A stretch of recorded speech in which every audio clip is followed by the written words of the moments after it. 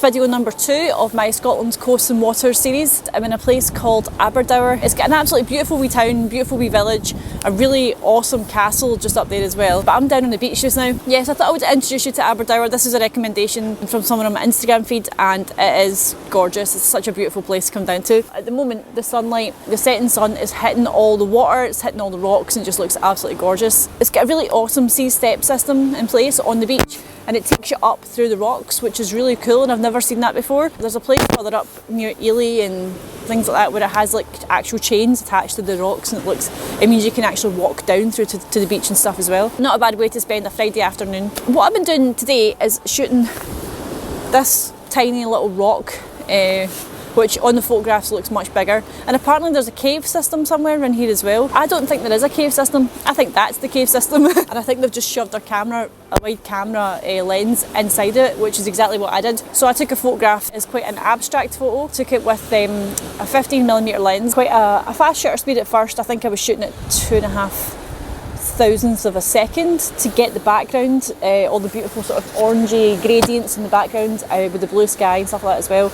And then I shot, I think it was 20th of a second to get the interior of the rock to show you all the curves and bumps, and it just looks amazing. Just to clarify, I took 2 different exposures for this photograph, which I think when you blend them both together looks really, really good. I'm going to take a walk further west that way just to see how far down I can get to the beach, but I'll take you with me and show you. So I've come for a little wander down the wall, which is behind me here, and I've kind of walked all the way from there, all the way from there, all the way up to here, and it's gorgeous. I mean, we've got the golden hour sun, which, as you can see, my face is lighting everything up here beautifully. But what I'm shooting is that there, and that puddle, that sunburst just up there. So this is what I'm shooting. I've been here for a while, trying to find the perfect sort of position for it. A little while ago, one of these rocks was all lit up as well, and I used that as foreground. And then I moved further around, and I've been using this sort of wet patch in the wall. The texture is phenomenal, absolutely amazing. But because it's so wet here, it's very, very slippy. And yeah, I've nearly fell on my backside about 3 times. So I'm just enjoying this sun. I feel like it's been so long since I've had any sunshine. So I'm going to try and make my way back along the beach here and drive to another bit and hopefully find some more photos. But yeah, I've probably got about 2 images from here. Obviously the first one was that one behind me, and the second one was when those rocks here were just being lit up and they looked amazing. So I'm going to walk back and try not to fall over and go for a little drive just before sunsets at 5 o'clock. So we're going to go for a wee drive and just enjoy this place because it's glorious.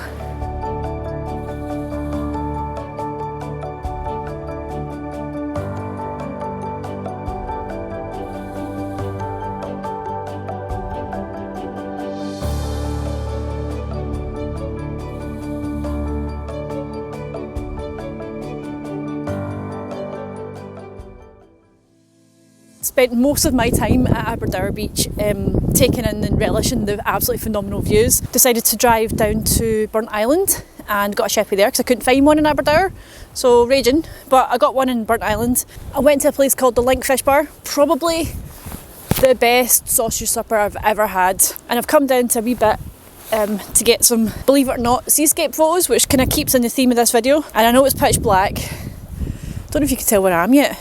Oh, probably tell where I am now. So tomorrow Storm Ciara's coming, and I didn't want to be anywhere near the coast. I decided to do all my sort of coastal stuff tonight, where it's a sort of calm before the storm night tonight. This is probably one of the most famous bits of Scotland right there. And if you're going to celebrate Scotland's coasts and waters, you need to celebrate this. This is huge. Obviously the Queensferry crossing is away over there, you can just see it there. And that's another phenomenal achievement of Scotland's.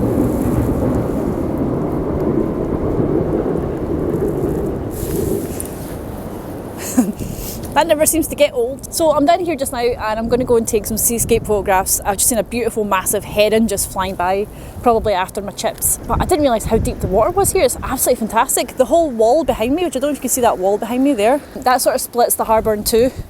And it's covered in crustaceans and water beasties and stuff, and it just looks amazing. Not being really lit well enough to actually use it as any type of foreground. So I'm going to use the wet harbour there and the reflections in the wet harbour, and that's going to be my foreground, and that's going to look awesome. That was awesome, that was really cool. Just as I set up for a 30-second exposure, a train just came across the top of the bridge and went right into one of the sort of first arches up there and just lit it up, and it looks absolutely brilliant. I'm so chuffed. So that was completely unintentional. I had already started the exposure when that happened. Yeah, this is understandably one of the most iconic spots in Scotland. This is, I mean, I don't have to tell you why. It's beautiful, and it's been here for such a long time. Here are some fun facts about the Fourth Rail Bridge. Considered as a symbol of Scotland, having been voted Scotland's greatest man-made wonder in 2016, it is a UNESCO World Heritage Site. It was designed by engineers Sir John Fowler and Sir Benjamin Baker. It's referred to as a Fourth Rail Bridge. Construction of the bridge began in 1882, and it's 2,467 metres long. Wow. It's got so much history behind it. It's such a beautiful bridge. This has got so much character to it. I think the fact that they painted it bright red certainly adds a bit of statement. It might not have had the same effect if it was maybe black or grey. The bright red definitely makes it iconic as well. It's a bit like your red phone boxes in Kirky. Back to photography, this is a really very windy, very cold, very awesome place to come and shoot, especially if this is wet. The one thing I will warn you about is I'm on this harbour thing, but it's incredibly slippy. Millions of different angles you can shoot this bridge from. I actually came here before a couple of years ago. There was loads of photographers down on the beach, and it's because when they get down on the beach they were shooting the bridge from the opposite angle and they were getting the sunset, and it looked absolutely beautiful. It's a very well photographed bridge, and obviously it's very easy to see why. But one of the best photographs I think I've seen of this bridge was actually one that was taken by a drone. The drone had actually risen above the fog and the clouds, and it just got the tops of the bridges, and it was like something from San Francisco. It was amazing. Very jealous of that photo. So I'm not out to get any award-winning images tonight. I like to come down here at least a couple of times a year just to stand in wonder of it. It's absolutely brilliant. My favourite picture from this, I will post it here and let you have a look at it. So I'm going to go get heated up, but thank you so much again for watching and continuing to watch the channel. I hope you've enjoyed this part 2 of the Scotland's Coasts and Waters series that I'm currently making. I've got another 2 or 3 to go. They're going to be all over Scotland, so look forward to that. And until next week, I'll see you soon. Bye!